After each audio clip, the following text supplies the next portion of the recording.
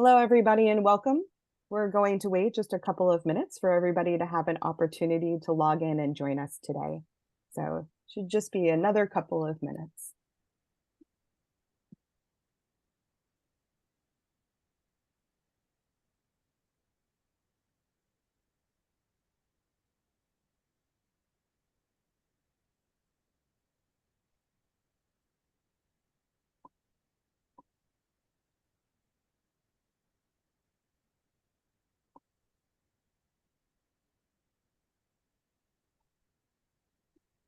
Welcome, everybody. We're happy to have you join us today. We'll get started in just another moment or two as we allow everybody the opportunity and time to enter the room.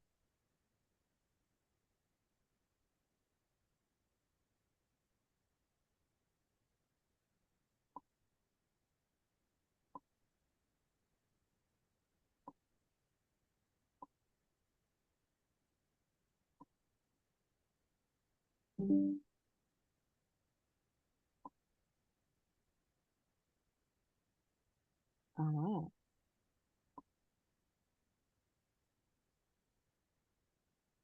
Our friend Netta, we think that you are in our audience and we'd love to give you the power to come participate with us. So just give us 1 second here. There we go.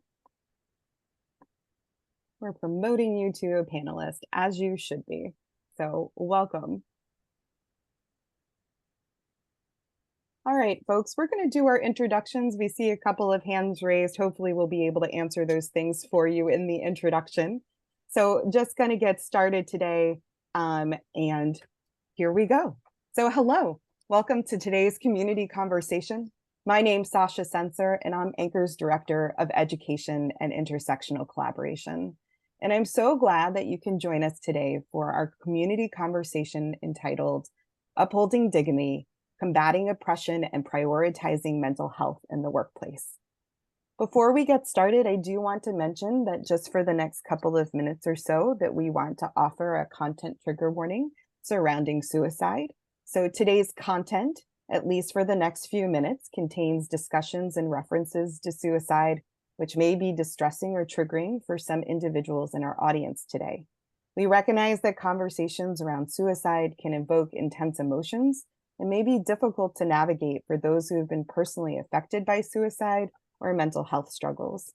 If you are currently experiencing emotional distress or are in crisis, please seek immediate support from a trusted friend, family member, or mental health professional.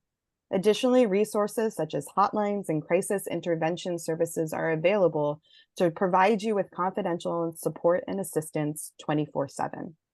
Just last year, the federal government launched the 988 Suicide and Crisis Lifeline. And this lifeline is free, confidential, and available 24/7. So please prioritize your well-being while engaging with this content and consider taking breaks or seeking support if you find the topic overwhelming. Remember that you're not alone and help is always available and ready to support you through difficult times. So remember, it's not too late. Call 988. The idea that it's not too late is deeply important to me on a number of fronts. The first is a result of an incident that occurred while I was doing a virtual training last year. A participant in that training was in the middle of a mental health emergency and used that opportunity to make a plea for support. I've never been more grateful for the training I received through my mental health first responder certification program than I was in that moment. And secondly, as a 20-year veteran educator, I have supported more than 1,000 students as they have navigated the road to adulthood. Research unfortunately tells us, though, for educators like me, 10 to 15% of us will know a student who ultimately takes the life into their own hands and commits suicide. Unfortunately, I'm a part of that statistic, and I've had to grieve the loss of 2 young people whose lives ended way too early. But what has been more impactful for me, believe it or not, than the lives lost are the lives I have come to learn that I have saved without even knowing it. It's the students who have sought me out later in life to tell me that my commitment to ensuring that they were seen, heard, and valued literally changed the trajectory of their life. Human connection and feeling valued by others is crucial into being protective against those who are feeling helpless. When individuals feel connected to others and know that they are cared for, they are less likely to feel those series of isolation and loneliness that can be overwhelming. Thus, creating a supportive environment where individuals feel comfortable reaching out for help when they are struggling, knowing they have a network of people who care about their well being and can provide a sense of safety and reduce those feelings that can eventually lead, unfortunately, to suicidal ideation. Moreover, as a former school administrator, we always feared suicide because the loss of a student deeply impacts a community, especially as we consider that children and adults spend 25 to 35% of their waking hours at school.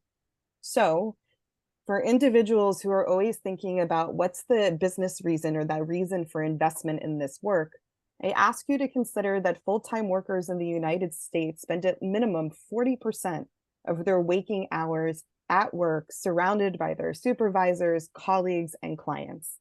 And when someone makes the choice to take their life, it can have a profound impact on organizational culture. Beyond the expected emotions of shock, grief, sadness, guilt, and confusion, employees can experience increased stress and anxiety, decreased motivation, difficulty concentrating, reduced job satisfaction, in addition to erosion of trust and confidence in their leadership. As we head into election season, it's important to acknowledge that the environment our employees and our colleagues will experience outside the workplace will see significant uptakes in hateful rhetoric targeting minorities and historically marginalized communities. This surge in divisive language and discriminatory attitudes can have significant repercussions, not only on the political landscape, but also on the mental and emotional well-being of our colleagues and employees, creating those feelings of hopelessness, especially when the rhetoric seeks to strip individuals of their very humanity. Thus, in challenging times, it becomes imperative as employees, managers, supervisors, peers, and humans to stand together to support one another and do what we can to actively combat mental health harms that may take place in the workplace. So today, our courageous conversation continues to explore the themes that our friends and colleagues, Dr. Xavier Clark, Emma Vosky, Claire Rung, and Ashgranda Bondurant shared with us when we last met, exploring how to humanize gender expansiveness in the workplace. So today I get the great honor of introducing you to 5 really amazing experts. We're going to actually say 4 because my counting's off today. Matthew Knudsen, the director of DEIA at the Empire Justice Center. Olivia Fadul, who is an advisory council member for the Americans with Disabilities Act to the city of Albuquerque. The Deaf and Hard of Hearing Support Group founder for higher education studies at the University of New Mexico. Owner, therapist, and counseling consultant with Olive Tree Counseling and Wellness. Arnetta Netta Green, a management and program analyst for the United States Department of Homeland Security, who is also a DEIA-B specialist.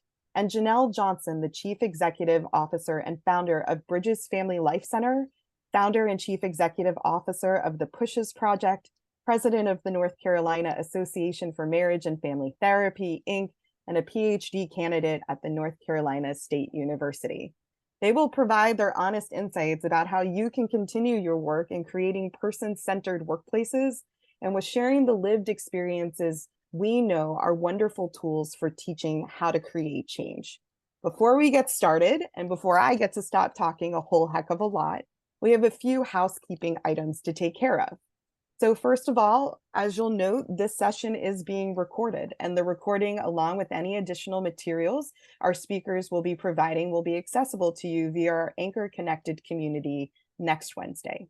Second, I want to highlight that Zoom offers 2 locations that you can access closed captioning. First, if you locate the More option on your screen with 3 dots in the bottom right-hand corner, you should be able to click on that and enable the option for closed captioning. Or if you have a more updated version, at the bottom of your tool screen, there should be a little box that has 2 C's in it for closed captioning. You can also select that function. Note that this is artificial intelligence, and so there may be an occasional error or some nonsensical captions, but we're going to give AI a little bit of grace and space today. Third, we kindly ask that you submit your questions for our presenters using the Q&A location at the bottom of the screen. Time will be allocated at the end of the session for conversation and for the presenters to address your inquiries. However, if you haven't joined us for a community conversation before, we do have one important rule of engagement. And that important rule of engagement is if you can Google it, don't ask it. We all have an obligation to do some of the research and the work ourselves. So, with all of that being said, the last thing I will share is that you can see us, but our panelists can't see you. And so they would love, as we go throughout this process today, that if you have some positive reactions or feedback that you'd like to share, that you use those reaction buttons so that their buckets can be filled with encouragement as they go through what is a very vulnerable and emotional labor process. So without further ado, let's get these introductions started. And thank you for that initial thumbs up in this space. And Janelle, I'll turn the floor over to you.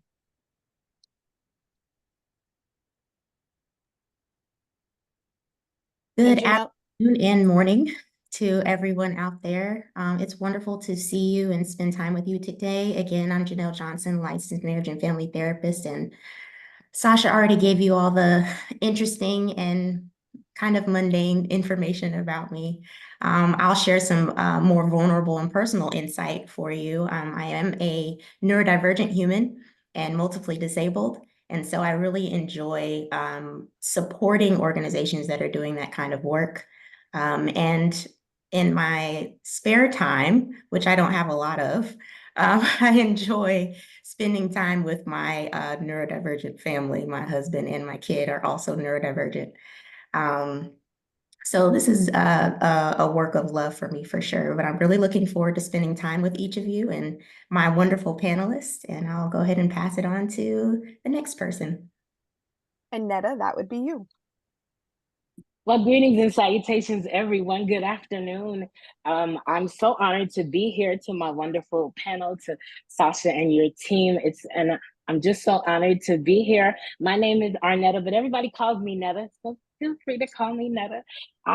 It's a pleasure and honor to be here. I currently work for Homeland Security. I'm a management and program analyst, as Sasha said. I also am a life coach. I own my own business, and I'm a DEIA, all that good stuff that Sasha said before, but I'm so honored to be here. I'm an advocate, and this conversation is so important to me because I'm an advocate who believes in fostering a work environment of change, and that's the most important part, and one founded in respect and dignity. But again, so honored to be here. Again, so good to see my panelists, and looking forward to the conversation. Beautiful. Olivia? Hi, everyone. I am so excited to be here. My name is Olivia Fadul, and I am an individual with hearing loss.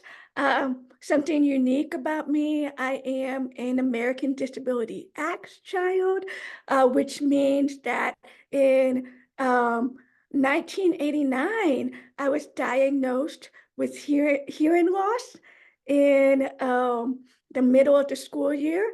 And so my mother did not know this. However, there is a camera shot of me, of a mother videotaping me on my first day. And I actually have that video. So it's very painful to watch because that's a loss of identity. And so long story short, that experience informs my work. For a long time, I didn't have accommodations until I got to college. So I didn't know how to ask for accommodations. I didn't know that, when you turn 18, the laws say within higher education that it is the individual's responsibility to ask for support and accommodations. And so when you're a individual with disability, you're used to mama or daddy taking care of things for you. And so that can cause emotional distress, having to learn how to navigate higher education, having to learn how to navigate the workplace. I am a licensed therapist. And so when I first came into the workforce, I did not want my coworkers to know that I had a disability. So with that being said, I had some emotional distress because I didn't get the support I needed. I didn't get accommodation. And so when I got to University of New Mexico as a doctoral student, it was the first time in my life that I learned what it was like to feel completely that there was no sound because I couldn't lip read. And when you lip read, you're able to see the communication, you're able to understand. And so for the first time in my life, I felt like my communication was taken away. And so I come into this world with love and passion as a counselor, an aspiring counselor educator, and a researcher to be able to advocate for my community because if I don't do the research, then who's going to do it? So I see it as an honor and a privilege to be on this panel, to see all of your faces, and with that being said, I am going to pass this over to Matthew. And Matthew, it's an honor to be with you today. Thank you. And I'm Matthew Knutson. I'm currently the director of DEIA at the Empire Justice Center in upstate New York. We're a statewide organization that works on a lot of social issues. And I'll talk a little bit about myself just very briefly. I'm a person with lived experience with a lot of different things. One of the great things about this panel and kind of the approach is that everybody's really comfortable to talk about the various identities we all have and the intersectionality of it all, which is refreshing. Because usually you see a webinar and it's about like one thing, right? And it almost like has this assumption that like if you're a person with a disability or whatever, you have a disability, but you're not Black, you're not brown, you're not gay, you're not an employee, you're not these different things. So it's refreshing. But I'm most of those things. I'm a person with a disability. I'm brown, I'm Black, I'm formerly incarcerated, formerly homeless, formerly a lot of different things. And then now, newer is I'm a parent of a child with a disability who's deaf, adopted parent, which is interesting because I'm adopted myself. But really, that's kind of my personal story. I'm an advocate. I think that, and we'll talk a little bit more about that as we get into things. But, like Sasha said, I've been really dedicated over the last few years to really doing whatever I can to make workplaces as accessible and as joyful as possible for people. And I know that sets the bar a little bit higher. A lot of settings, the bar is being set at as, are we compliant with the law? Are we doing okay? But just because we spend so much time with individuals, I think that the bar needs to be a lot higher. We spend the majority of our waking time in the course of your life, literally years when you add it all up. So I'm a believer in my value system in the organizations that I work in is that we really need to have a much higher bar. So that's my introduction. Wonderful. Thank you so much. Janelle, when possible, we like to provide our audience with some tips on how they might best engage with today's content. And during our prep call, you highlighted the importance of rejecting the idea of human perfection. I am not a perfect human being, and I'm going to own that all over the place. So instead, you argue that we are strongest as individuals when we are allowed to be vulnerable, both with ourselves and with each other. And because it's only through acknowledging our imperfections in each other and actively working to rectify them that we can actually pursue the creation of more inclusive environments. Could you share with everybody a little bit more about that perspective and how it might be able to frame their entry in today's conversation? Sure, Sasha. One of the things that I love to do anytime that I do a workshop or I'm consulting with a group or anything like this is I start off with this video by Dr. Maya Angelou. Rest her soul. She is one of my favorite humans that was on the planet. And she, in this video, she quotes an African proverb by Terence. And the proverb says, "I am human. Nothing human can be alien to me." So the proverb is really about us understanding that we are all human, and that means that we're capable of the most phenomenal feats that humans can do, and we are also fully capable of the most horrific acts that humans can do, and everything in between. And when we become fully acquainted with that humanity and we accept that within ourselves, it becomes easier to accept that in other people, to understand that other people are fully capable of doing wonderful things and of doing horrible things and everything in between. So, for instance, I want you to think about the course of your life, or even just over the past couple of months. Have you told a lie? Have you told a lie? I know that, yeah, probably at least once in the last couple of months, I probably told a lie, some white lie about something. I don't know what it was. But right, we have this understanding that most humans, almost all humans, will lie from time to time, even though that's something that in most cultures on some level is not an acceptable practice or is looked down upon or is thought to be unethical, right? So if someone told you that they thought they were going to live their whole lives and never lie, you would probably look at them and like, are you serious? Like, is that something that is really about to happen? Do you really believe that? Because the likelihood that a human being is going to go their whole lives and never lie is not a reality, right? It's the same thing with oppression. What is the likelihood that we're going to go our whole lives and never oppress anyone? Never, ever. If we really think it through, we look over the full spans of human history, to be human is to oppress, because we are jealous, we have pride, we have all kinds of things. And then we are raised in these environments where some of these things are kind of built into the systems, which we'll talk a lot about here later on today. So one of the best ways to enter into any of these conversations that discuss equity or inclusion or oppression is to first humanize ourselves and humanize other people. And this is the foundation for what's called cultural humility. Cultural humility is recognizing that the way we are and the way we were raised and the customs that were passed down to us are not necessarily the way. They're not the only way of being, and they're not the best way of being, and that other people have other ways of doing and being that are just as valuable. So that's how I like to start off these conversations. I encourage you to join me in that. Thank you, Janelle. I really appreciate that. I wish I had gotten that advice so much earlier in my career, because there were mistakes I made along the way with great intention, but not the impact I wanted.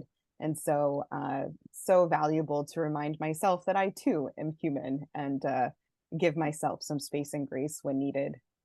Netta, I think a lot of times would be like, well, what does an individual within the Department of Homeland Security have to do showing up in this particular space today? And I think one of the things that resonated with me the most is that your very job can often expose you to, and the people you work with, to the absolute worst of humanity, as Janelle just described, right? So you work with people who daily are being impacted by hate motivated behavior, who are your friends and your colleagues and your supervisors. Can you share with our audience a bit as to what you would describe as a hate motivated behavior? Absolutely. Thank you for the question. Yeah, it's so interesting that we are in charge of making sure that the United States is safe and taken care of. However, we also know that hate motivated behavior can also seep into even the work environment. So, just to build a foundation, hate motivated behavior can be thought of as verbal or nonverbal expressions of discrimination. So, for instance, hate speech compromises the verbal or written expression of prejudices aimed at harming another group. I see it as hate motivated behavior is any behavior intended to cause emotional suffering, physical injury, or property damage through intimidation, harassment, bigoted slurs, force or threat of force, or vandalism motivated in part or in whole by bias or hostility toward the victim's real or perceived race or color or type. So we're going to totally need to capture that and put it in our follow-up notes. So I'm just letting you owe me an email at the end of this. So as we begin to process and break down what that means, one of the first things is you really said the word intent. Is intent necessary in order for hate motivated behavior to exist? Or can you subconsciously do something that results in hate motivated behavior? I honestly think it's a little bit of both, because intent is what drives, of course, the hate motivated behavior. It's intentional. You meant to do this, but sometimes unconsciously we'll say things, and because we're around our community, oh, it's a joke. Everybody laughs. It's funny. It's not. It's not. We have to be so aware of everything that we say, because it's important to be kind and respect people. Absolutely. Yeah. So I know that you are trained to be able to recognize hate motivated behavior, and most people in the department are as well. But not all of us live in a world where every day we're looking at individuals who are engaged in hate motivated behavior. Hopefully we're not all living in that world every day. So could you provide some insights into how individuals in various settings that are not just within a government agency like your own can spot hate motivated behaviors? Sure. Well, I always like starting with the foundation. So the foundation of any work environment are four things. Understanding employees are human beings, not resources. Being supportive means caring about the employee overall and not just their performance at work. We're not machines. We are human beings. Number two, acknowledge achievements. Recognizing employee achievements help create positive organizational culture and also encourages employees to excel in their job. Number three, give employees autonomy. By creating a strong sense of autonomy, employees will feel empowered rather than micromanaged. And I've been in micromanagement, honey, it is not fun, okay? And lastly, remove the fear. No one has gotten ahead in business by always looking in the rearview mirror. What lies ahead of you is always more important than what is behind you. So what's important is addressing these toxic work environments that can lead to hate motivated behavior by understanding, one, encouraging open communication. You have to foster an environment where employees feel comfortable sharing their thoughts, their ideas, their concerns. You have to establish channels for feedback and suggestions, ensuring that they are acknowledged and addressed. Number two, promote collaboration and teamwork. I'm honored to be on this panel with such amazing, these are now this is my family now. Then we're collaborating, okay? Encourage teamwork by assigning tasks that require cooperation, learn one another, emphasizing shared goals and outcomes. Encouraging cross-functional collaboration can break down silos and improve overall workplace cohesion. Also, provide professional development opportunities. Invest in training, invest in your employees, and development programs to enhance employee skills and knowledge. This investment not only benefits individuals, but also contributes to a positive work environment and a culture of growth. My favorite, implement a zero tolerance policy for bullying and harassment. Thank you all for coming to the webinar. No, just saying, okay. Clearly communicate that bullying and harassment will not be tolerated in the workplace. Establish procedures for reporting and addressing such issues promptly. And lastly, foster a work-life balance. Encourage a healthy work-life balance by promoting flexible work arrangements, encouraging breaks.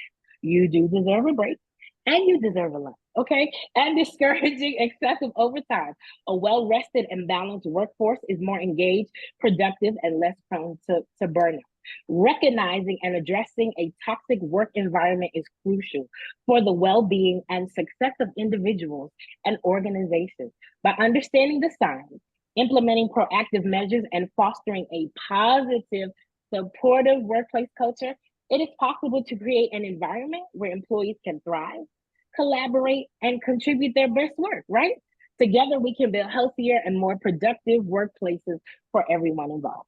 Meta, you know what I love about you is that Oh, no matter how many times I try to get yeah. you to frame something in the negative, you Oh, refuse. yeah, So I asked you a question about the yeah, negatives, and what I heard from you was yeah, you need to check your yeah, organization for all of these absolutely. positive things. And if these positive things are Yep, not in existence, then correct. maybe you should Yep, consider that your environment isn't as healthy as it should be. exactly. See, I speak That's netta. the I get thing. it. I'm starting to get it, my friend. So, as we talk about that, Right, this group, the part of what you're talking about is basic human dignity. And that is correct. something that is so Mhm. valuable when it comes to Olivia's lived experience. And so in this particular case, Yeah, Olivia, you've talked very specifically about how the concept of dignity, period, is a really important tool to combating hate motivated behavior. Can you talk about the role that dignity plays in a workplace and why people should take that notion and guide their practices? Absolutely. Thank you so much. When I think about dignity, I always go back to research. So CDC says that individuals with disability experience 5 times more emotional distress. And I talk about that periodically because for myself, I have felt it. And so when it's felt, it's a lived experience. And I think individuals with disability, especially myself, and I can only speak for myself, but when I speak about myself, I grew up bullied. I was the last kid picked in PE. I remember being the last one picked. And so that feeling is so real. And so as a counselor, I have individuals with neurodiversity, hearing loss, um, gender expansive, come with similar stories. And so when we create an environment where everyone feels included, where everyone feels like, hey, I don't have to hear this negative language that harms me or creates emotional distress. And yes, we're human, we're gonna mess up, and that's okay. However, one of the best things that I have ever experienced was somebody acknowledging, "Hey, I'm sorry for my behavior. What can I do to make it right?" And so um, that behavior decreases that emotional distress, creates more belonging, and coming from a mental health perspective and coming in as a educator, that environment is so important. In one of my research presentations that I presented at the University of Hawaii, I talk about higher education and the work environment being a garden. So each one of us are gardens. The landscape is the garden. So the administrators of the workforce and even higher education, they are the gardeners. And the flowers is the community. And so we look at the landscape and we're like, what is it that I can remove that is stopping my work environment or my learning environment from being toxic, from being healthy? And so by removing that toxic environment, having that conversation, whether you pull that the employee with disability aside or whether to ask what's going on, that can feel like that individual's being seen, heard, and validated. But one of the worst things that ever happened to me was having a group conversation where there were like 4 or 5 people staring at me, and it wasn't a one-on-one conversation.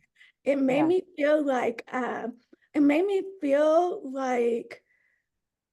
don't know, it made me feel devalued. And I'm not going to go into that experience, but I will say that the best thing that you can do for someone is to pull them aside privately. And that's something that I think shows somebody dignity. Additionally, looking people in the eye when you have conversation. I've come into toxic work environments where people didn't even look at you in the eye and they're like, oh, well, she has a disability. I'm uncomfortable being around her. And so it made me feel like I was Rudolph the reindeer, and I didn't really like that feeling. And so I think the way to bring dignity and value to the workplace is having icebreakers, coffee, even um, that even times where we can share and we can learn from each other. Sure. But one of my unfavorite activities is uh, pick your group. And then you have to link up with somebody in an icebreaker. And then what happens is people pick the people that they're more comfortable with to be around. So they may pick to be around green M&Ms, but they don't want to be with yellow M&M. And so I think when you do like icebreakers, humanizing it by already pairing people into groups rather than having them pick their own group Yeah. because I'm going to kind of stop here because Sasha, you agree with me. No, I do. So there's so many things bouncing off in my mind right now, just in response. So if anybody saw me tear up a little bit, I grew up with parents who felt very progressive for their time period. And I one day asked my mom, where did you learn to view the world the way that you viewed it? And my mom said that her grandmother, who was a survivor of a program, said that humans are all flowers in a garden. And if all of the flowers were the same, the garden wouldn't be as pretty. So when you were talking about that, it just hit me in a very real and fundamental way, that analogy. But I think the second thing, to sort of bring into this, how we create those feelings of environment are always really important.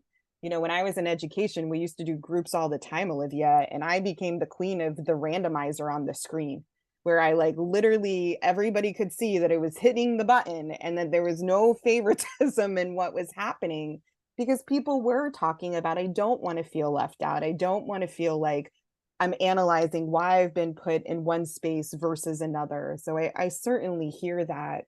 And I also acknowledge that need to feel seen. As somebody who's neurodivergent, I struggle sometimes with constant eye contact, but walking in and smiling and acknowledging and making some level of human connection, even if it's to say, which I have gotten more familiar doing, is like, I'm not really good at small talk. So if I'm not doing this right now, it has nothing to do with you, but just owning who I am in this space to allow other people to understand what those norms are is so important. I think the other thing I'm reflecting on is we're talking about really hard stuff, but we have been laughing and finding joy with one another.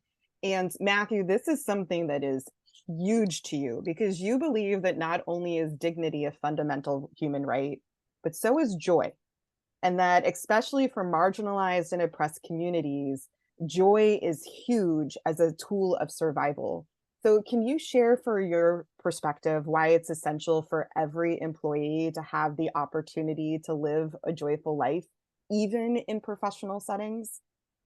Yeah, and I mean it really is, and you know, this is an amazing conversation because I'm thinking of so many different things that I can relate to from what everybody's saying. Um, but yeah, I believe that, you know, um, partially just because, you know, my understanding as a professional, somebody who's been in various leadership positions and somebody that, you know, really comes from the mental health field, was where the majority of my work has been, to just kind of almost have an understanding that, you know, the world's tough, you know, reality is tough, right?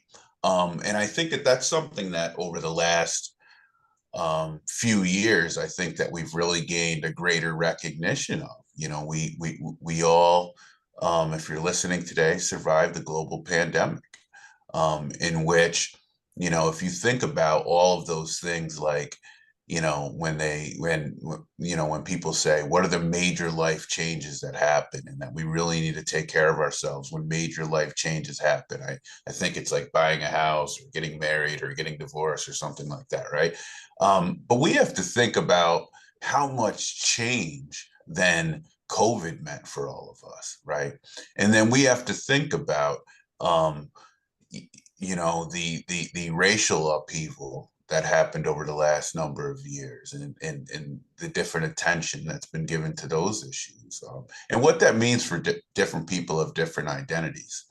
You know, I live in a rural-ish area, and I remember sitting in a store looking up at the screen. You know, some like convenience stores have a TV in there, and it was a screen showing people rioting in neighborhoods and breaking things and everything. And I remember just sitting in there, and I remember being the only black person in there, and I remember looking around like, and it wasn't only me. You know what I mean? It wasn't like I was feeling this way. It was like other people around me did. I didn't say anything, got what I was getting, and left. But the stress on communities of color over the last few years. And I think that there's also the growing recognition, that things that people see on the news or on social media do have a strong effect on our mental health. And it's actually proven research now. It's not just things that, you know, people spout off and talk about anecdotally. It's actually proven. And what makes it difficult is things like George Floyd, things like the George Floyd trial, after that, things like seeing it come up in your timeline. All of that has the ability to re-traumatize people, no matter what it is. So I think that that's partially the foundation of like where I came up with this. You know, I've long in my own personal recovery really, you know, lived on the foundation of be kind to self and be kind to others. When you don't know what to do, is like the most simple starting place of, okay, what do I do here? Right. And then kind of use that lens to see what your next steps are going to be when you're going through a difficult time. Well, I just moved that lens over to like, business decisions and life decisions and professional decisions and all of that as pretty much the same lens, and to really evaluate what that looks like. Just because I think that we really need to be clear that every single person that we're encountering in our lives has been somebody that's gone through some situation of trauma of one kind or another. Now, people have different protective factors, and people might be handling things differently, and some people might not be affected at all. Right. There are some people that probably went through the global pandemic, and I didn't mean any, but that didn't really have the level of stress that maybe, you know, 99.9% of us had. But I think that we do need to have that recognition and almost go from that assumption. Now, in the workplace, how that gets difficult is that we have a business to run. We have deliverables to do. We have the things that we have to do. And I think that there is a way to do both, right? And that that's not something that is, they're not separate. You know, they're not divergent. You know, you are able to have a kind workplace that is very productive. You are able to have a kind workplace. In fact, accountability is a form of kindness, right? Hmm. Letting people know that there's expectations on their performance is kindness. Not doing so, because we've all dealt with that, right? We've all had internships or whatever where you go and nobody is taking the time to even, you're not important enough for them to even give you a list of what you're supposed to do or whatever, right? Right. Or tell you when you're supposed to be there, right? That's not kindness. So I just think that like it's important, and I've really just dedicated my time professionally and in life to kind of training and coaching and teaching just around those concepts, but in a meaningful way. And I know it sounds crazy and corny, right? Kindness as like a central, and I say that because I come from government, right? Where things are very like rant, rant, rant, like, you know what I'm saying? And it's almost very counterculture to be talking about things in this way. But I think that we're at a place in our history as a people, as a country, as a species, as a whatever, that I think that we really, really need to focus. And the last thing I'll say is the last reason why I think that this is important is that I've just learned over time how much more we have in common as human beings than there is with differences. And that I don't really truly believe that, the majority of people out there, even when things happen where people are harmed, that people are bad actors, right? That they're hateful. I think that people are scared, people are hurt, have all of these, people are victims themselves, in which they then turn the fear or the whatever that they have into hate. And I think that like it's important to make sure that like we don't let that happen, that we say that, we're going to find the common ground, that we're going to not let these things, and when I say that, what I mean is very concretely, the work that I've done around diversity and the work that I've done around progressive causes and those things, I've met with people who are completely the opposite political side of the spectrum, right? And I've gone into situations and had talks where you think, man, Matt, they're going to throw eggs at you and like tomatoes, and they're going to kick you out. They don't want to hear anything that you had to say. But you know what? From humility, from dialogue, from honesty, from building trust, you get to the end of a process in which you see that like the same things that these individuals want for themselves and their families are the same things that you want for yours. And that you're able to then find common ground. And I think that it's important for us not to um, fall into what is, I think, a very natural place of divisiveness, right? And that's usually the first, layer. So I think that we need to challenge ourselves and not do that. Yeah, agreed. And it's interesting. I don't know that you and Netta planned this together, but you all are really talking about inherent principles of transformative justice conversations. And so I'm hearing that filtered through the work today. And we don't have time to teach everybody what that is today, but it's definitely echoing through your work and something we maybe need to revisit in the future. Um, one of the things we all talked about openly and honestly was before Matt came in and talked about the need for joy and being able to find that in the workplace, is that joy is a very scary concept for people of color to talk about in predominantly white spaces, because it can lean into this idea of toxic positivity. So, Janelle, you said that you were going to be the person who is willing to lean in here and give us and our predominantly white audience a little bit of a delineator about what is the difference between bringing your joyful self to work, particularly as a marginalized individual, and the expectation of a dominant culture to be positive all the time. So could you share a little bit with that? Sure, sure. I remember when we talked about this before, and it was it was tricky even with us discussing it together, right? Thinking about how to Matthew's point, and all of us agreed, we do value joy. We do think that joy is important. We do think that it's not just important, that it's necessary. As BIPOC folk, as historically marginalized folk, I do a lot of work in the autism community as an autistic person, and we talk about autistic joy in the autism community a lot, because it's something different that we experience there. So in my lived experience, joy is a really big deal. And it's a big deal for our family personally, in fact, when people ask me what my parenting values are, one of my parenting values is cultivating joy. That's how foundational it is for me.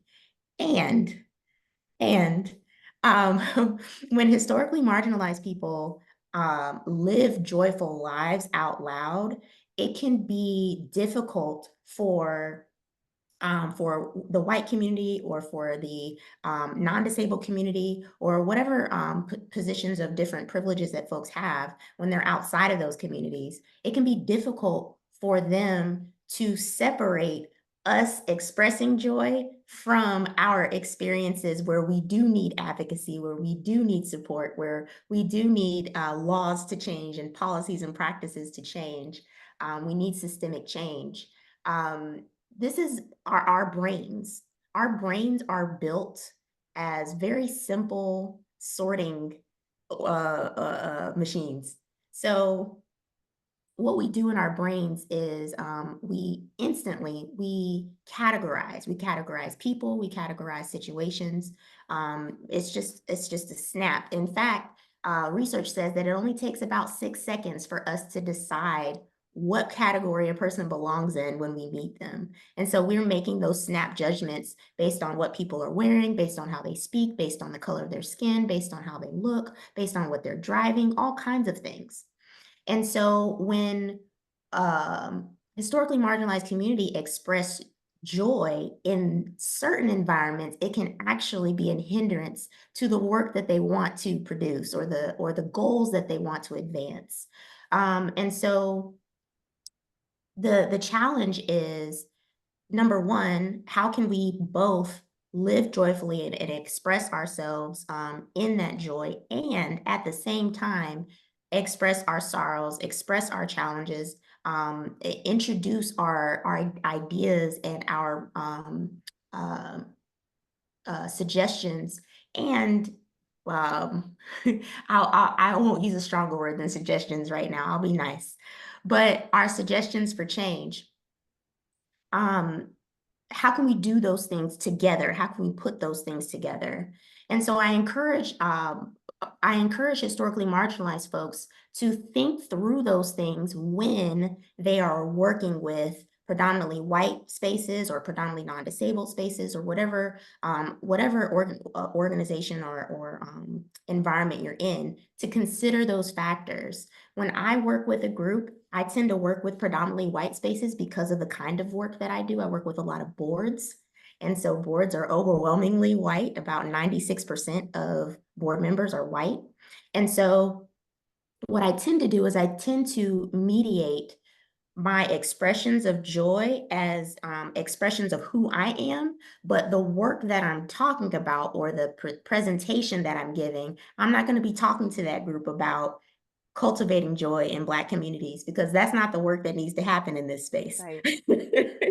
And so some of it is just about us being thoughtful and mindful about who we're talking to, who the target audience is, and are we being mindful of everyone that's in this space? A lot of times in this work, we target our target audience is only the white audience, when there are Black and brown people out there, or it's only the non-disabled audience when there's plenty of disabled people out there. And so we need to make sure that we're thinking about those things when we talk or when we present or when we educate. I appreciate that a lot, Janelle. And, one of the things we talk about in this work is, you want to make sure that it has a positive impact and that we're not compounding harm all the time, right? And trying to do the work. And so our members don't want to fall into that trap. I mean, the reason I stay at ANCOR is our members are amazing people. I love interacting with them all the time, and they always start from a place of doing the right thing. And they have this wonderful growth mindset.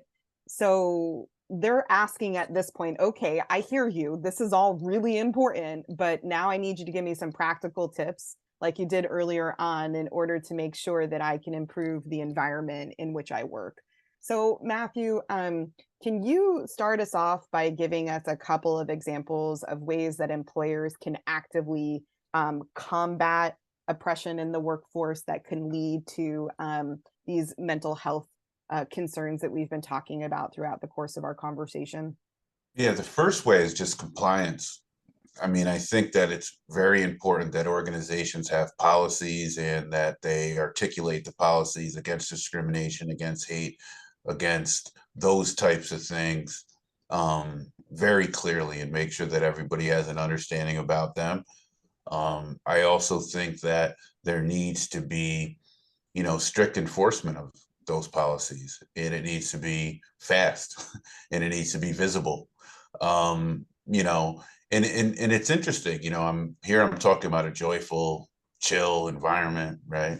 And then here I'm talking about, but they're the same thing. That act of kindness is making sure that people have an environment that's going to be free from things that are going to, take away their dignity in the workplace. I think that we always need to realize the power dynamic that exists between administration or leadership or, boards, and then the people that are frontline workers in organizations. It's our responsibility to make sure that people are following the rules, and that when they're broken, that they're enforced quickly. So that's one. The other is that I just think that really through um, transparent conversations and modeling those behaviors, that's probably honestly the most important thing. One of the most important things to me is by making sure that you, in my walk, when I talk to somebody in the hall, when I talk to my coworkers who are at parallel levels of the organization with me, what am I doing? Am I being humble? When I make a mistake, am I saying, hey, I said something in the meeting that was racist, or I said something that was sexist, or like, am I modeling these things? Am I being humble about the mistakes that I make, right? And it's important to do that. That's what makes people that you supervise or people that work for you feel comfortable about making mistakes, right? And that's what makes people innovate more. That's what makes people, be willing to kind of step outside. Um, because we've all had positions or times where we're working very tight, afraid to make a mistake, right? And that's not when we're really at our best. It's when we're a lot more free flowing than that. So I think that it's important to really mention, and in me, in my last few positions, I've been a person that really led and directed the diversity activities. And I think that it's important, especially important for me to model when I've personally made a mistake or said something that's off, to just show people, wow, our chief diversity officer just said that a microaggression in a meeting. And then he recognized that he said it, and then he admitted it. Wow, if he can do it, geez, like we all should be able to do that. So I've always thought that that was kind of, important. And then the other thing is to just cultivate as much as possible. It's not just through training. Training only gets you so far. Training is one thing, but training is it's a tool. It's a necessary tool. But training needs to be experiential. It has to be done in a way that people are actually able to then, circle back around on the topics and the concepts that they've learned. That's when, and that's adult learning science, but that's how it actually works, right? I've seen times that like I've been in a training about dealing with a certain type of situation, right? An ongoing training, right? And I've went and I had this challenge going on right now, and then I practiced what was trained on. And then the next week I got to go back and say, look, I practiced what we had talked about. It actually worked, or it didn't work. Supervisor come and say, um, reinforce that these are concepts that we want people to learn. Like if we train on topics, right? A, B, C, and D, this is what our priorities are. We want everybody to know these things, A, B, C, or D, right?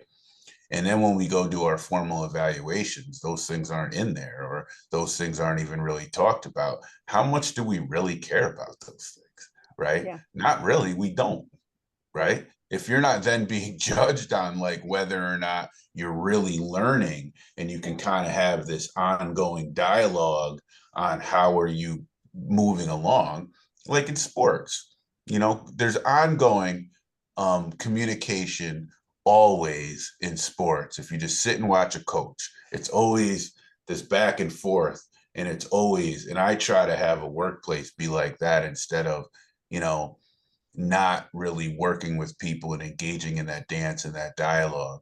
And obviously there needs to be a lot of trust, and people need to be very familiar, and people need to kind of come from that place of being able to recognize that. But I think that that's also the other thing, is to talk about these things as much as possible, to make it just a lot more familiar, and not a topic that's taboo to bring up in the workplace. Well, I appreciate that. And as I'm going to pivot a little bit here to Netta. Netta, I think that's a great link into what we were going to talk about. If you're a supervisor, you have to know your people, and you have to know what they need in order to be able to support them. And I think when I think about that, I think of a coach, right? Where coaches develop these really strong relationships with the people that they are supporting on the field. I often don't feel like leading, right? Because like they're not like doing the actual activity, right? So I'll turn it over to you a little bit to talk about how do people begin to know their employees, especially in a world that says that you shouldn't always like know everything about your employee. Like, should you, shouldn't you? Like, how do we do this Yeah. coaching? Sure, absolutely. So in my mind, how I'm actually applying it is that in order to start with understanding, you have to model humanity in the workplace. And we first must start with understanding our own 5 universal human values of love, truth, right conduct, peace, and nonviolence, and how they transfer in the workplace would be to execute the human-centric work model, which prioritizes the needs of the employees, recognizing that a happy and fulfilled workplace is essential for business success. So see, it's the same type of model. Right? Once this is established, the leader can then focus on creating the environment where employees feel valued, supported, and empowered to thrive. This will open the lines of communication to where an employee will be able to feel vulnerable and want to build relationships with their leaders. So to me, if you start acknowledging and supporting employees' personal experiences, making them feel humanized, model humanity, starting with taking the opportunity to listen to their employees and engage them on what matters. That's highly important, because workers are hungry for trust, social cohesion, and purpose. So, and know who you are leading. Get to know your employer again as a person instead of a resource. That helps. Do you have to know everything? No, but you should know your employer, and the employer should know their employees, right? And honestly, vulnerability is acceptable. Employers need to model humanity. And this goes back to that human-centric model of being able to feel supported. No, I really appreciate that, especially the focus and coming back to like we talk about person-centered care all the time in our space. Exactly. So like Mm-hmm. it feels like it's intrinsic and natural to who we are. Mm-hmm. But Olivia and the panelists, I'm warning you, I'm going a little off script for where we are just because we have so much to say. I think we were a little over ambitious, but that's just another reason to bring you back another time. But Olivia, one of the other things that you talk about is it's not just about employers doing what Matthew is saying and like creating policies and procedures and protocols and things like that and modeling and living that behavior. It's not just meta like saying, get to know each other, but saying like, listen, if all of those things at the end of the day aren't super your cup of tea when it comes to your leadership model, you don't feel like you can do the like be vulnerable, you don't believe that transparency breeds trust, you just come from a different school of thought, your argument is you have legal obligations to do this work, and whether you want to do it or not, there are laws out there that say that you are expected to engage in the type of work that we've been talking about. So I want to make sure that you get the time and the bandwidth to talk about that, especially because you're so passionate on that particular topic. Absolutely. When I talk about accessibility, are we being accessible within our behavior Are we allowing individuals with disability to be able to speak for their needs? And so this is important because American Disabilities Act was passed in 1990. We now have something within the government where you can report violations. If you do not feel like you're being treated as a human being, if there's some kind of harassment or bullying, as an employee, employees have every right to be able to report that, because when you report that, that holds accountability. And when people are accountable, it also decreases the chances of lawsuit, because nobody wants a lawsuit. Everyone wants to keep their money, but by doing the right thing, it says, hey, I value you. I value the other person, no matter who and what you are. Everybody has a space at this table. And so I think mainly within onboarding, being able to have, hey, these are the laws. If you feel like there's some kind of violation, here are some protocols of who to reach out to. Here's the government in case you need to report it. All X, Y, and Z. Because as individuals, as people with disabilities, that's important to have a voice and to be respected. And if you do not know, there are websites such as Ask Jan, that has, how do I accommodate so-and-so? How do I create a safe space within higher education? There's also ways that you can comply with the law. So those are some resources that can be used. And I know that there's so much room within this conversation. I want to kind of bounce back to Sasha, and because there'll be a space for Q&A later, I believe. Absolutely. No, it goes back to thinking about what Matthew said about the space being really intersectional. I think a lot of times, people don't think about, they're like, Sasha, why are you always talking about education? Right. And I'm like, well, that's my lens. But also things like Brown versus the Board of Education, right, had huge impacts not only on race privilege in this country, but also on Americans with disabilities, right?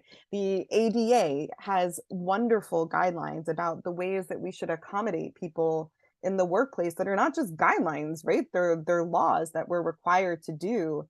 If we imagine a world in which we applied all of those laws to everybody, what that level of increased dignity would look like, right? Rather than different spaces. So I think there's all of these cross sections that we talk about. And the law is obviously, like you said, people want to keep their money. Like, we do live in a capitalist based society, businesses run on money. And so let's just take a couple of minutes here to talk about, some additional reasons for investment. So Matthew, you speak to this fairly well, and passionately about that there is a business case to be made for why investment in employee mental health, particularly for individuals who are from non-dominant groups, should be paid attention to. So would you mind kind of sharing that additional lens today? Yeah, it's very important. So we talked about the first one already a minute ago, which was just, compliance and losing lawsuits is one way that it makes a difference. But the other ways is it just gives you an environment in which there's going to be higher level of productivity. It's obviously proven that people that are happy, that people have good work-life balance, that people that feel valued are going to be people that are going to be more productive, more willing to give the amount of energy that they can, or that they have to the organization. And I think that that's probably the biggest piece. We all know about silent quitting, and we all know about those kind of buzzwords that you hear. There are people that are going to show up and are going to do the bare minimum, right? And I have always said that that's not really on them. That's not a failure of them. That's a failure of the organization to inspire them and engage them and give them a reason to want to put forth more effort. But that's really on us. So I think that that's the other part. People that are discriminated against, marginalized, not included, whether it be through large policy pieces or even small-ish microaggressions, or just not really fully being valued, are not going to give a full amount. They're not, the buy-in is not going to be there no matter what it is, right? So I think that that's the other part is that we know that if people are not valued for who they are as individuals, then they're not really going to be able to be in a place to provide that much effort for the organization's mission. And then lastly, just the fact is that so many different policies and places, from grant applications to contract requirements to all these different things, are asking and moving the various fields to a place where this is a lot more important. And I think that that's the other way that it actually happens. And I think that, as we enter possibly another time period where at the federal level it's going to be a little bit more challenging for this work to move forward, I think that it's important that all of us put in writing and put in statute and put in law and put in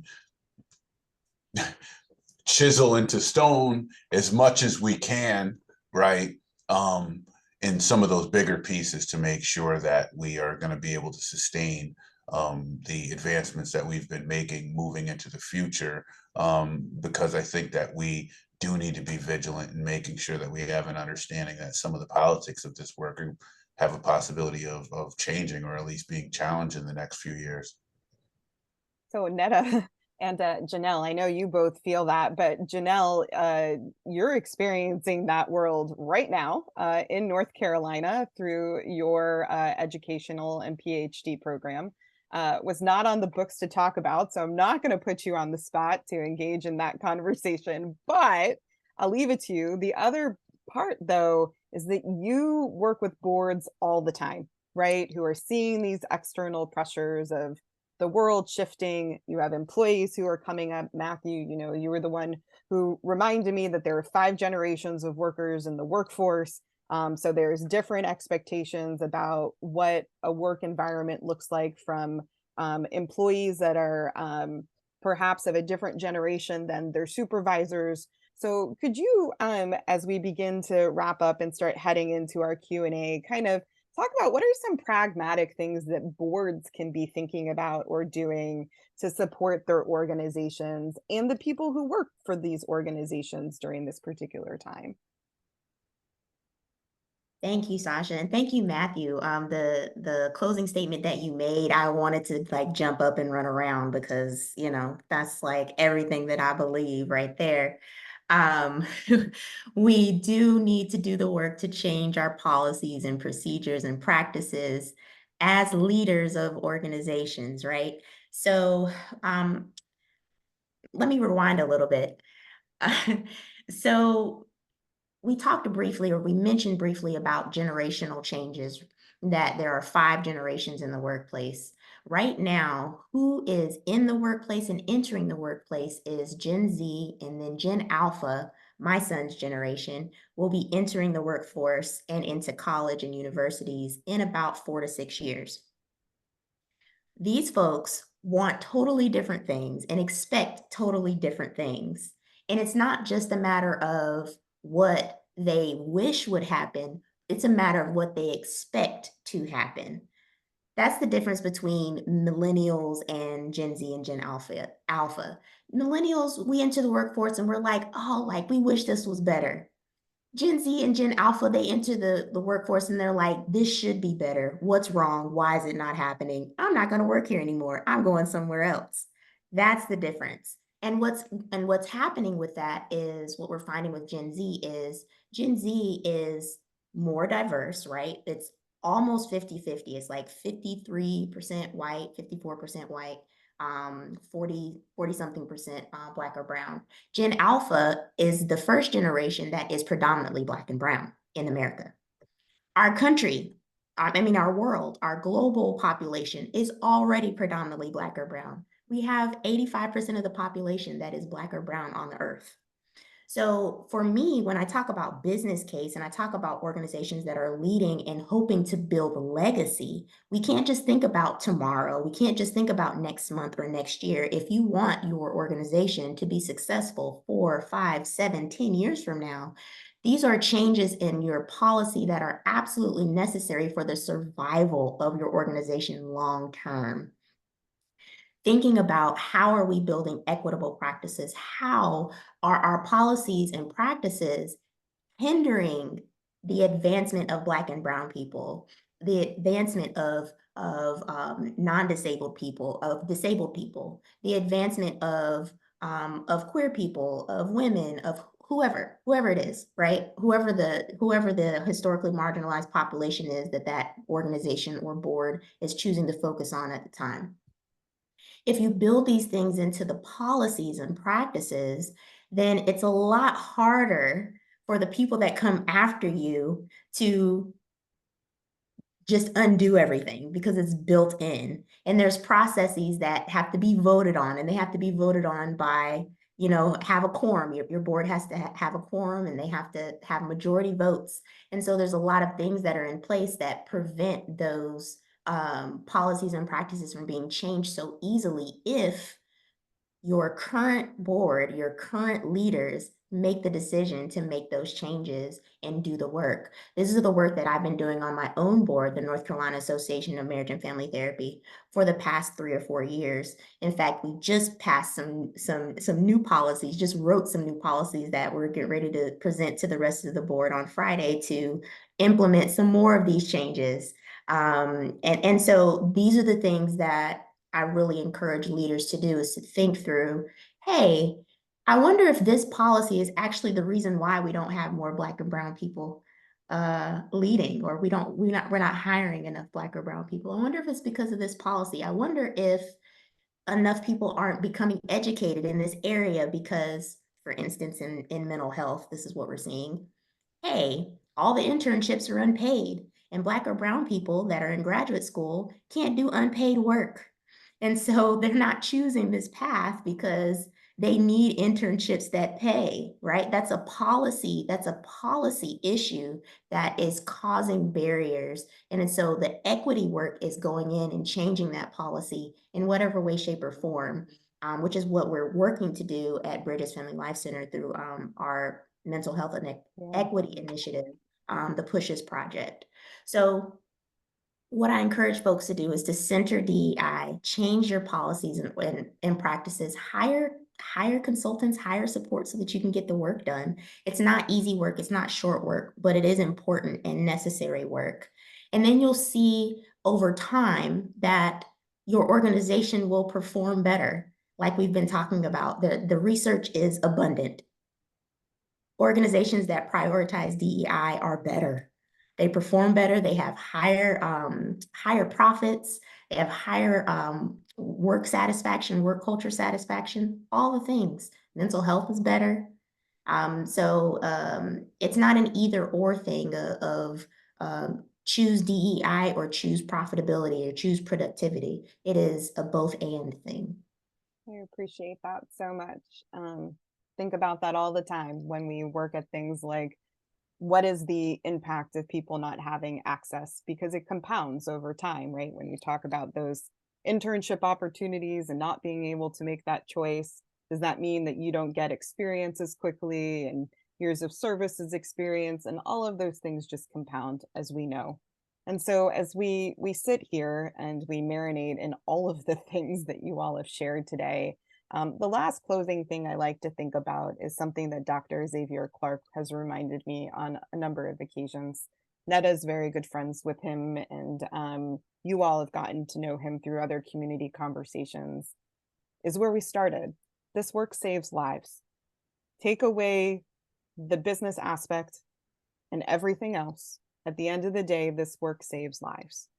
And so what I would love for all of you to sort of close out on as we end our discussion, and Olivia, if you wouldn't mind going first, is I'd invite each of our panelists to reflect on why they deeply believe in the work that they do and the importance of making sure that dignity and a positive mental health environment exist in the workplace.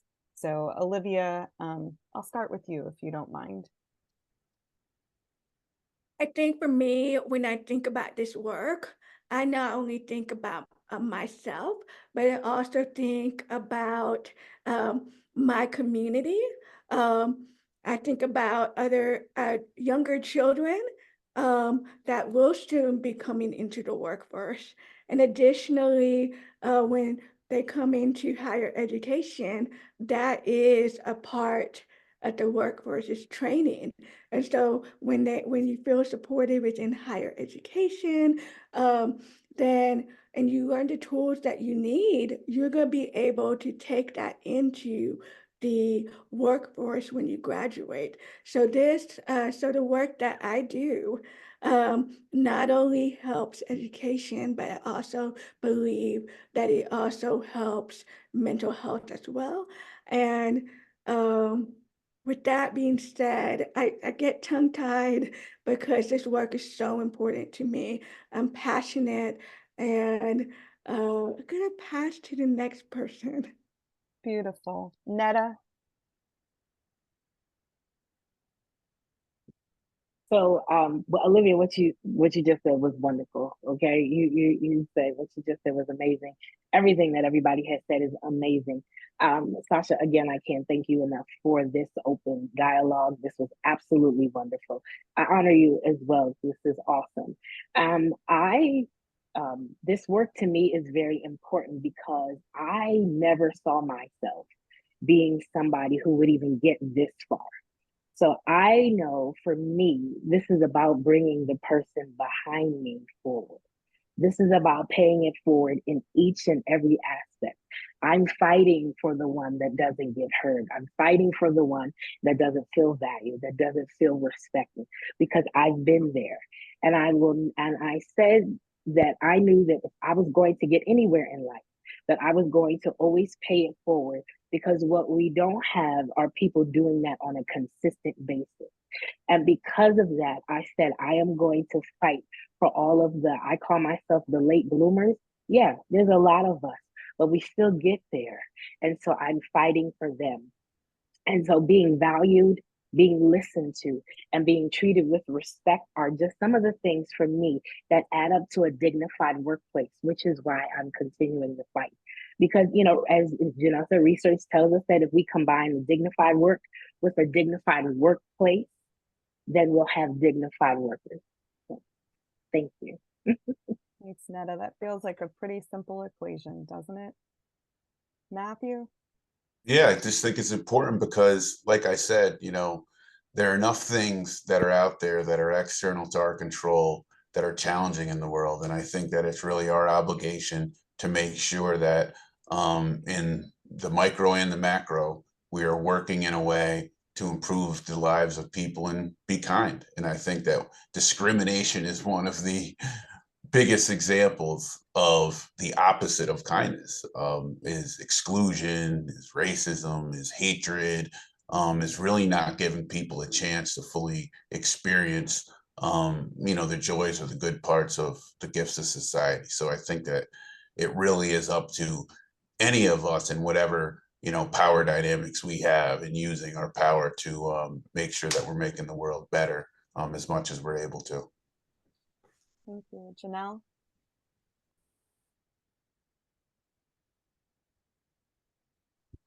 Before I say this, I just want to say y'all are amazing. This panel, y'all are doing really cool work, and I'm just honored, Sasha, that you brought us together. You have some serious skill in doing this, and I really valued spending time talking with you all to get today and learning from you. So, what drives me to keep doing this work is along the same lines of what everyone else has said. My own personal lived experience of experiencing suicidality in a college environment that wasn't built for me, right? And wishing that someone would help me figure out what to do and how to survive, and not knowing who to ask or how to get help. Not even knowing that I was neurodivergent at the time. And then moving on to the clients that I've worked with over the past 14 years as a therapist, and watching how some people have thrived because their work environments support them in their growth and in their challenges, right? So there's some workplaces that, hey, yeah, you're having a really bad episode of PTSD and you need to take a leave of absence, and we support that, and we're going to do this and that, and we're going to have your back. And then I've experienced the polar opposite with my clients, of folks that are having to fight tooth and nail. And I had a client that became homeless for 3 years with her children. Just all kinds of things, have happened negatively because work environments, because workplaces don't dignify their employees, and they don't center and celebrate differences, and make sure that folks that are having mental health challenges are supported. And so I've seen the polar opposite of that happen, right? And everything in between. So that's another thing that drives me. And then the last thing that drives me is my family. So I have a kid. I have a high needs kid, and he's going to be in you all's workplaces one day. And I want to make sure that he gets the support that he needs, and that he has the opportunities that a lot of other people don't have, that have some of the challenges that he has, right? I want him to be able to thrive and have a happy and fulfilled life in his work, the way that I have a happy and fulfilled life in my work, and not be relegated to only doing this thing or only doing that thing because there's not opportunities made available to him. And I do it in the memory of my nephew. My nephew was autistic, and a 21-year-old, and 2 years ago he ended his life by suicide. So this work is incredibly deeply personal, and I'm deeply passionate about it. And I hope that you all are able to take some of the insights we provided today and begin to make changes in your in your practices and your policies, and the ways that you support your employees. I thank you all so very much for the vulnerability that you've given. We have a couple of questions that I'd love to get into, but I don't know if we'll have time. But I think there's one that kind of throws an interesting curveball into our conversation, and I'd love your response. My white employees have shared that they find this work emotionally taxing and traumatic for them. And if we are being asked to care about the mental health for our BIPOC employees, what should we do in response to those who don't want to continue our DEIA-B efforts in the workplace because it's too hard and too emotionally taxing for them in the workplace? Is there anybody who'd like to formulate a response to that question? If so, just jump in. Matthew, go for it. Yeah, when I read that, my first reaction was, well, what exactly was taxing? It was hard for me to understand what were the activities. Is it the discussions? Is it trainings? Is it the fact that it's a topic? But, it's necessary work that needs to take place. I will say that some of it is the way in which the work might be approached. I don't, really, my whole thing's about dialogue. My whole thing is about communication, education, people learning. That's it. There's nothing there that's taxing. Sometimes we have to stretch a little bit on some concepts. But it also is not, it's much more expansive than just being racially based, too, I would say. In some settings, I am the person. In other settings, I'm the ally. I personally don't have any, reluctance to, learning more about or dialoguing more about people who are trans, for example, or people who are in the LGBTQ community. But there, I'm an ally. But I think that some of it just has to do with the tone in which, I don't believe in humiliating people. I don't believe in shaming people. I don't believe in scaring people. I don't believe in really any of those things. So I think that that's actually a part of. But at the same time, we have to understand that people have been traumatized and people are hurt. And I think that that's kind of the foundation of why sometimes the way that people talk about this type of work is kind of done in that way. I appreciate you all. And there are lots of questions and people who are going to be reaching out to you. So if it's okay with all of you, what I'd love to do is to send you some of these questions for us to take the next week to sort of respond to and put some resources together, because Olivia has some of those that she's been sharing with me. And we're going to put all of that into our communication to you next Wednesday, which is why we don't rush to get things out to you, so we can do a proper follow-up. I also find it also tremendously weird that in these scenarios, I have to like end it for everybody at the same time and in the same moment without being able to say thank you so much and give you that heartfelt gratitude. So I'm going to do that very publicly and say thank you. And I hope that this isn't the last time that your work intersects with our work here at ANCOR. I just really appreciate everything you've brought to the table, and I hope that you can see the tremendous amount of love that is blowing up on the screen right now. And I just think it is so incredibly well deserved and so genuine from us and our members. So thank you so much. Folks, just a reminder, as I want to respect our time, that I will send these resources out next week.